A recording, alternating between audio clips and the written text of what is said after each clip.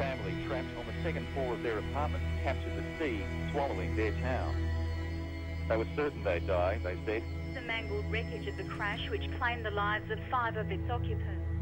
And I sat down there at 2 o'clock in the morning, I remember writing the story, and there were teardrops falling on the keyboard. Banda Aceh was so much easier to cope with than watching a young mother drag her dead baby from a river.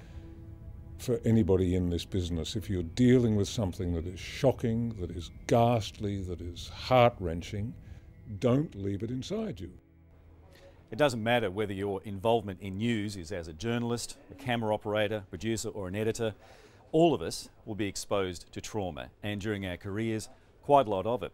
Now, most of us deal with it fine most of the time, but we probably all have at least one story that stays with us more than others, or have a cumulative effect where sometimes dealing with so much trauma can impact on our daily lives. That's what this DVD is about, recognising that when it comes to the most difficult stories, we're not bulletproof. So how do we start dealing with that? Well, the first step is to begin talking. You don't bottle up the emotion, talk about it. Peter Harvey is one of Australia's most experienced and recognised journalists, his career spanning the Vietnam War to Canberra to Lebanon. But one of his first reporting jobs still haunts him. An aircraft crashed in Botany Bay when I was a reporter on the Daily Telegraph. It would have been 1960, 1961. And back in those days, and maybe it still happens, but back in those days, police rounds reporters had a very close contact with people who ran the city morgue. And one of the morgue attendants rolled out the ice chests and showed me the bodies. And it's stuck in my memory ever since. I have never, ever seen anything. I had never seen anything like this. Half a dozen people pulled out of a plane wreck. And it affected me very deeply for quite some time. I didn't realise then that the way out of this problem was to talk about it, was to go back and tell people what I'd seen and how it affected me. And I should have done that. These poor mangled bodies of the air hostesses and the pilots and so forth. It was just a terrible, terrible sight. And here was I, a kid of about 19, I think. And it really, I mean, to this day, when I think back, I can still see it happening. News Limited photographer Renee Noitaga says difficult though assignments in Bali and Aceh have been, her time on a local newspaper was more testing. And there was 2 people on the bike, the car had run into a telegraph pole, and the other people were lying on the ground, and they were actually still alive at that stage. But 2 of them died after that. And being there first on the scene was quite difficult for me to deal with. And when I actually finished the job and went back to the office, my news editor said, "My God, you look absolutely white." But if you do car accident after car accident after car accident, after a while it sort of just keeps building up and up and up. Initially I used to probably just go back to work, debrief with a couple of my mates at the pub, get a bit drunk, go home, pass out and get up the next day and go to work. And it was the sort of thing where you weren't taught to deal with it and you hadn't really dealt with it before, and there was sort of no such compassionate work. It was almost like you were just expected to move, oh, it's just a car accident, let's move on to the next thing. Many rural reporters find themselves covering the deaths of people they know. Erin Cassar was just a few months into her first full-time job as a journalist in Mildura when she had to cover a car crash in which 6 teenagers died. She knew some of the families. It was basically a complete chaos. Then I'd had another phone call saying that there were hundreds of people gathering at the Mildura Base Hospital, and I called my cameraman again and said, I really think we need to go out there, and we did. And the scene was just unlike anything you've ever seen before, just mobile phones ringing, people running around asking kids and parents if they'd seen their child because they knew they were at that party, and it was just mayhem. I remember speaking to my mum that night and I said to her, I'm so new in this job and I know I'm never going to go through anything like this ever again. I was sort of wondering, you know, why it was affecting me the way it was, and I actually had a phone call from someone in the industry who was working in Melbourne, and he said to me, you know, do you feel like you're getting involved? And I said, well, a part of me does. And he said, that's okay. He said, a lot of people will tell you it's not okay. And I said to him, well, I don't think I know how to do it any other way. As a young night police reporter, and I was 18 when I started, you went to every fatal car crash, and so you saw a lot of bodies, you intruded on a lot of grief, and you did get very up close and personal with the death. Fairfax writer Gary Tippett.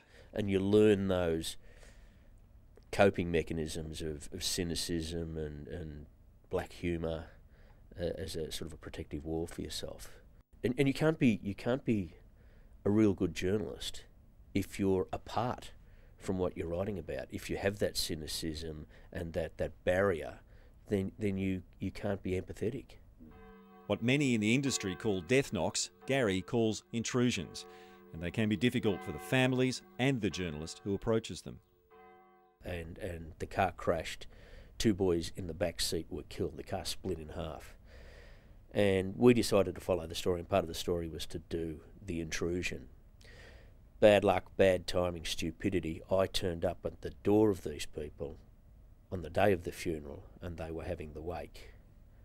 And, you know, I got my courage up, and I walked up to the first person that I saw, and I introduced myself and said I wanted to talk to him, and it turned out to be the father. He thought about it for a while, and he said, yeah, I'll do it because I want to tell people what it's like, exactly what it's like to have that knock on the door. And I went back to work, and I sat down there at 2 o'clock in the morning. I remember writing the story, and there were teardrops falling on the keyboard. I was listening to him talk on the tape, and it moved me incredibly. And the thing that I thought about in the end was I'd done hundreds of intrusions like this, and I'd never written a story about what it was like for those people to have that news, and every single one of those intrusions was the same story or something similar, that ripple effect of loss. We sometimes can go in and ignore or forget in our rush to get a deadline or to beat the competition. We forget that these human beings that we're dealing with are suffering the worst trauma of their lives. Terrorists brought people up, put them up against this wall and shot them. And after they did sometimes that trauma remains with us, as ABC journalist Phil Williams learned. Beslan was for me so horrific because it had 2 elements. It involved children, and I'm a father, and I think there's a special significance when you're a parent. You really are appalled by any sense of cruelty to any children. It's a universal sort of reaction.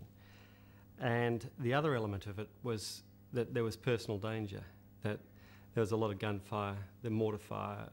We were scared. There's still the blood here, and where they were thrown over, somebody's shoes there.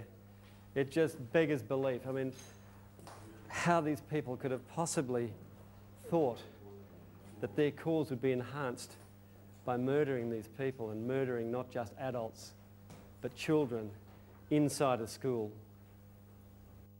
It affected me at the time, and there was a delayed reaction. But even up to a year later, my family would tell me that I was quite different. I was angry. I wasn't my cheerful self. I was snappy with them. Definitely changed. And I remember one particular incident.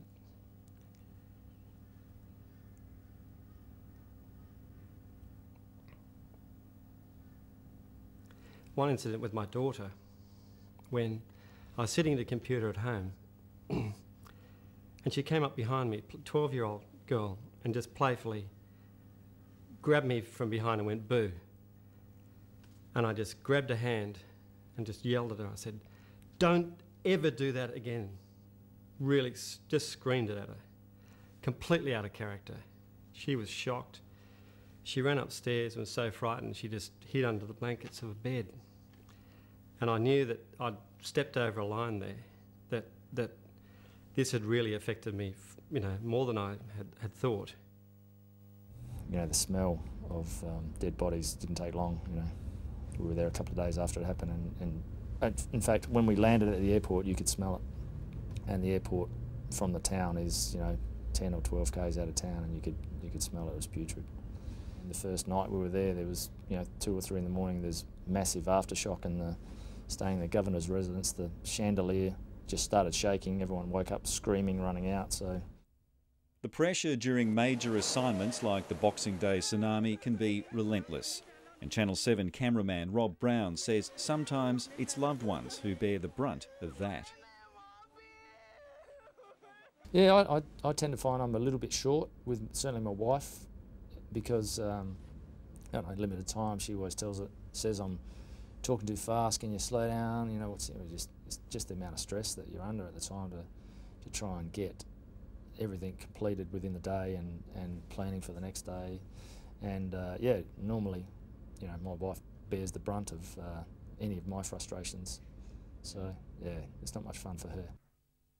It was the aftershocks that woke me up. Still, when I got home, I had nightmares for 10 days to 2 weeks, and I woke up trying to claw my way out through the bedroom wall, and yeah, it was something that kind of stayed with me for a while. But Rob's colleague Jess Adamson says, difficult though Arche was, the story that's troubled her the most happened right outside her newsroom on Adelaide's Torrens River. We warn viewers our report contains scenes that may cause distress. The alarm was raised just before 9 this morning. And she was screaming and saying that her child had been abducted. Her 6-month-old baby boy, who she'd been pushing in a stroller, had been abducted. Had been pulled from the river, still strapped in his stroller. His mother watched in horror as officers tried to save her baby boy. And the cameraman did his job and filmed, and I called an ambulance and we did what we could, but I still to this day feel guilty for being a journalist at that moment and not a trained paramedic. It was every parent's worst nightmare. Leonardo died in hospital 6 hours later. And so that day I just went on and did the story, and to be honest, that was the best thing for me that day. But at 6:01, I completely just lost it and just broke down and in tears, and it took its toll. And I'd kind of be worried. I would be worried if it hadn't. I got some fairly vicious hate mail in the days that followed. People that emailed and wrote things like, I should never ever have children, and they hoped that I would never ever be lucky enough to have children of my own if I was able to be there and report on such a story. And that kind of was pretty tough. People have this misconception that journalists don't have feelings, and that was just completely highlighted. They obviously thought that I just couldn't have cared two hoots about what happened, and that what a scoop Channel 7 had got by being there, and I'd give anything not to have been there that day. Coping with what we see and experience can be the hardest part of the job. It can be a shock to those just starting out in news, but the cumulative dangers are just as great for experienced hands. Every bad thing you see, every crook job you go on works on you like, I believe, works on you like Chinese water torture, drip by drip by drip. It can do you harm. I find going home, if I feel overwhelmed by something, or if I feel quite upset by something, going home for me and just having some space and having my own time to think about it and get over it, and then I feel like I have moved on. It took me a long time to learn that in this business, you have to wear, it's not cynicism so much, but you have to wear a mental protection like an overcoat. You have to be able to put this overcoat on and take it off when that's appropriate. But above all, don't bottle these things up. When you see something that is shocking, when you deal with tragedy, when you find yourself torn in part by fear and emotion, what have you, talk to somebody. Talk to somebody. People quite often say to me, how do I feel when I go to a war zone? Vietnam or the Gulf War or the Hezbollah war last year. I tell them, I feel frightened.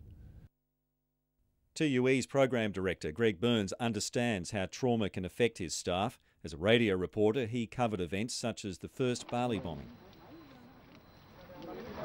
Big stories tend to involve the loss of human life.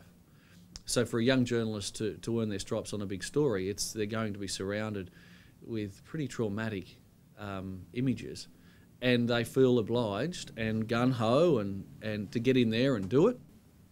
But there is a time when you're then on your own and it hits home. It might be seeing it on a TV screen for a radio reporter, it might be sitting there watching the TV. And everyone is affected differently by that. And I think for the young guys particularly, they need to know that they are going to be affected, not necessarily in a bad way, but it will have some sort of effect on you. And as managers, we need to take that into account and make sure that those support systems are in place. We had a reporter in Bali who stuck his hand up after 2 days and said, "Get me out of here." Now, we initially thought, he'll be all right. And then an hour later or 2 or 3 phone calls later, having spoken to that same journalist, you know that no, he's not all right and we need to get him out. And we did. If you feel that you can't tell any of your colleagues because you're worried about how they're going to feel about you, don't worry about that, because they'll almost certainly have exactly the same emotion as you and will probably respond quite gratefully if you do broach the subject. And it helps to close the hole in your soul. And to learn how to talk about them, how to deal with them. And if you work in a newsroom where everybody understands that, then you're much safer. So I think it's really important that we get our senior people to acknowledge that bad things happen and that we are human and that we're vulnerable, just as vulnerable as any other member of the community, and that we should take it seriously. Because otherwise we're sort of setting ourselves apart, aren't we? We're sort of saying, actually, being a journalist somehow magically makes you bulletproof, and it doesn't.